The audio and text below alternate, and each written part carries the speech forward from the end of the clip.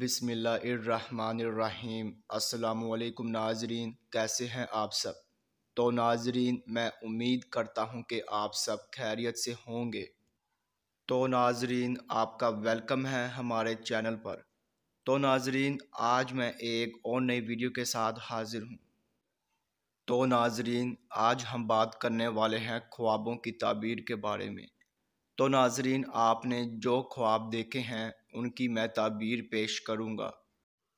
تو ناظرین، خواب کی تعبیر پیش کرنے سے پہلے میں آپ سے کہنا چاہوں گا کہ آپ میری ویڈیو کو لائک کر دیں، اور ابھی تک آپ نے ہمارے چینل کو سبسکرائب نہیں کیا ہے تو سبسکرائب کر دیں، اور ساتھ میں بیل آئیکن کو بھی دبا دیں، کیونکہ ناظرین میں خوابوں کی تعبیروں کے حوالے سے ویڈیوز بناتا رہتا ہوں تاکہ آپ اپنے دیگر آنے والے خواب کی تعبیر جان سکے۔ تو ناظرین، اب ہم چلتے ہیں آپ کے خواب کی طرف۔